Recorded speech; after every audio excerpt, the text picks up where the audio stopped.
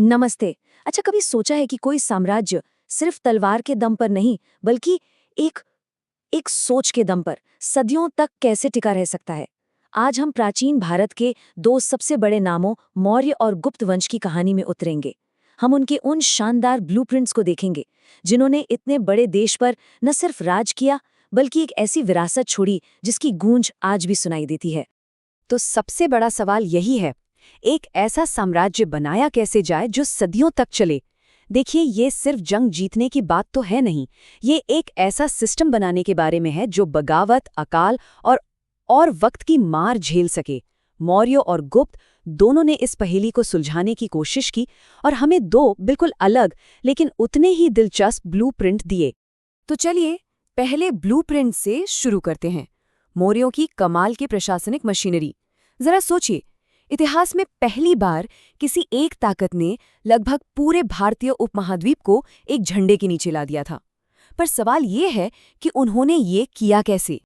मौर्य साम्राज्य बहुत बड़ा था, मतलब आज के अफगानिस्तान से लेकर बंगाल तक फैला हुआ। अब इतने बड़े इलाके को एक जगह से कंट्रोल करना तो नामुमकिन था, तो उन्होंने एक बहुत ही स्मार्ट तरीका निकाला। साम्राज्य को 5 बड़े प्रांतों या चक्रों में बांट दिया। हर प्रांत की अपनी एक अहम राजधानी थी। जैसे उत्तर में तक्षशिला, जो एक जरूरी व्यापारिक रास्ते पर थी। ये एक तरह का डिसेंट्रलाइज्ड कंट्रोल था, जहां शाही राजकुमारों यानी कुमार को इन इलाकों का गवर्नर बनाकर भेजा जाता था। इससे ये पक्का होता था कि सम्राट की पकड़ साम्राज्य के दूर दराज के कोनों तक भी बनी रहे। और बात सिर्फ प्रांतों तक ही सीमित नहीं थी। मौर्यों का शहरी मैनेजमेंट तो मतलब माइक्रो लेवल का था। यूनानी राजदूत मेगिस्थनीज तो इतने इम्प्रेस हुए कि उन्होंने इस पर खुलकर लिखा।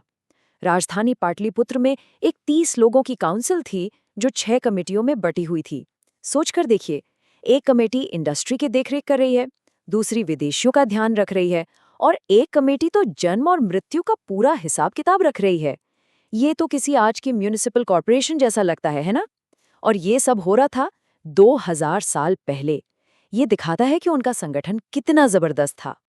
लेकिन देखिए, किसी साम्राज्य को जोड़े रखने के लिए सिर्फ ब्यूरोक्रेसी काफी नहीं होती। एक गोंद की जरूरत होती है, एक सोच की जो सबको एक साथ बांध सके। और यही कहानी में एंट्री होती है मौर्यों के सबसे महान सम्राट अशोक की। उन्हें ये एहसास हुआ कि असली ताकत तलवार में नहीं, बल्कि नैतिक मूल्यों में होती है। तो चलिए देखते हैं कि कैसे उन्होंने धम्म के अपने क्रांतिकारी आइडिया से इस साम्राज्य में एक रूह फूंक दी। अशोक का बदलाव इतिहास की सबसे ताकतवर कहानियों में से एक है।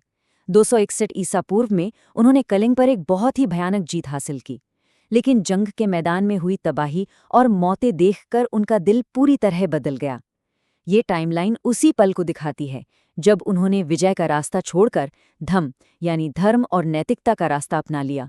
और ये सिर्फ उनका निजी बदलाव नहीं था, ये एक राजनैतिक क्रांति थी।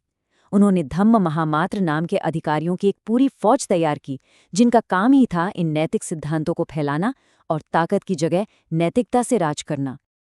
अच्छा, अब सोचिए, जब ना इंटरनेट था ना प्रिंटिंग प्रेस, तो एक राजा अपना मैसेज लाखों लोगों तक कैसे पहुंचाएगा। अशोक ने एक ऐसा जरिया चुना जो आज तक कायम है, पत्थर। उन्होंने अपने धम्म के सिद्धांतों को पूरे साम्राज्य में चट्टानों, पॉलिश किए हुए खंभों और यहाँ तक कि गुफाओं की दीवारों पर खुदवा दिया। ये सिर्फ ऐलान नहीं थे, ये प्राचीन दुनिया का पहला मास कम्युनिकेशन कैंपेन था। हर मुसाफिर, हर व्यापारी, हर आम इंसान इन संदेशों को अपनी भाषा में पढ़ सकता था। सम्राट का सीधा संदेश जो हमेशा के लिए अमर हो गया। और यहाँ अशोक की समझदारी का एक और सबूत मिलता है। वो जानते थे कि उनका साम्राज्य कई संस्कृतियों और भाषाओं का संगम है, मतलब एक ही फॉर्मूला सब पर लागू नहीं हो सकता। इसलिए उन्होंने अपने संदेशों को लोकल ऑडियंस के हिसाब से ढाला। भारत के ज्यादातर हिस्सों में उन्होंने ब्रह्मी लिपि का इस्तेमाल किया, लेकिन उत्तर पश्चिम में जहां ग्रीक और फारसी असर ज्यादा था, वहां उन्होंने खरोष्टी लिपि का इस्तेमाल किया, जो दाएं से बाएं लिखी जाती थी। ये स्थानीय संस्कृतियों के लिए एक गहरा सम्मान दिखाता है और ये पक्का करने का एक बहुत ही प्रैक्टिकल तरीका था कि हर कोई, चाहे कहीं भी हो, संदेश को समझ सके। मौर्यों के पतन के बाद भारत में लगभग 500 साल तक राजनीतिक उथल-पुथल का दौर रहा। फिर चौथी सदी में एक नया राजवंश उभरा जिसने भारत को फिर से एक किया और एक ऐसे युग की शुरुआत की जिसे अक्सर स्वर्ण युग या गोल्डन एज कहा जाता है। चलिए अब गुप्तों की दुनिया में चलते हैं। एक ऐसा समय जो सैन्य जीतों, वैज्ञानिक खोजों और कला के एक नए विस्फोट से भरा था। गुप्त वंश की पहचान ही महान शासकों की एक लंबी लिस्ट से है। शुरुआत हुई चंद्रगुप्त प्रथम से, जिन्होंने खुद को महाराजाधिराज यानी राजाओं का राजा घोषित किया। फिर आए उनके बेटे समुद्रगुप्त, एक महान विजेता। लेकिन चंद्रगुप्त द्वितीय के समय में साम्राज्य अपनी सांस्कृतिक ऊंचाई पर पहुंचा।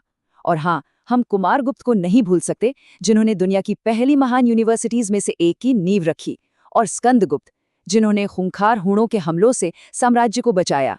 हर एक ने इस महान विरासत को बनाने में अपना अहम रोल निभाया। समुद्रगुप्त की सैन्य जीतें इतनी जबरदस्त थीं कि आधुनिक इतिहासकारों ने उन्हें भारत का नेपोलियन तक कह दिया। उन्होंने पूरे उत्तर भारत को जीत लिया और दक्षिण में भी कई कामयाब अभियान चलाए। उनकी इन उपलब्धियों के बारे में हमें एक बहुत ही खास चीज से पता चलता है, इलाहाबाद का स्तंभ। उनके दरबारी कवि हरिशेन ने इस खंभे पर उनकी जीतों की पूरी कहानी लिखवाई, जो आज भी उनकी ताकत और महत्वाकांक्षा की गवाही देती है। लेकिन गुप्तों की विरासत सिर्फ जीती हुई लड़ाइयों तक ही नहीं है। चंद्रगुप्त द्वितीय का दरबार उस दौर के सबसे बड़े इंटेलेक्चुअल सेंटर्स में से एक था। कहा जाता है कि उनके दरबार में 9 रत्न थे, यानी उस समय के 9 सबसे प्रतिभाशाली लोग। इनमें महान कवि कालिदास, खगोल शास्त्री वराहमिहिर और चिकित्सा के विशेषज्ञ धन्वंतरी जैसे लोग शामिल थे। जरा सोचिए, इतनी बड़ी बड़ी हस्तियां एक ही छत के नीचे। ये उस बौद्धिक माहौल को दिखाता है जिसने उस स्वर्ण युग को जन्म दिया। और शायद गुप्तों का सबसे बड़ा तोहफा जो दुनिया को मिला, वो था नालंदा यूनिवर्सिटी। कुमारगुप्त प्रथम ने इसकी स्थापना की थी, और ये सिर्फ एक स्कूल नहीं था, ये ज्ञान का एक विशाल केंद्र था।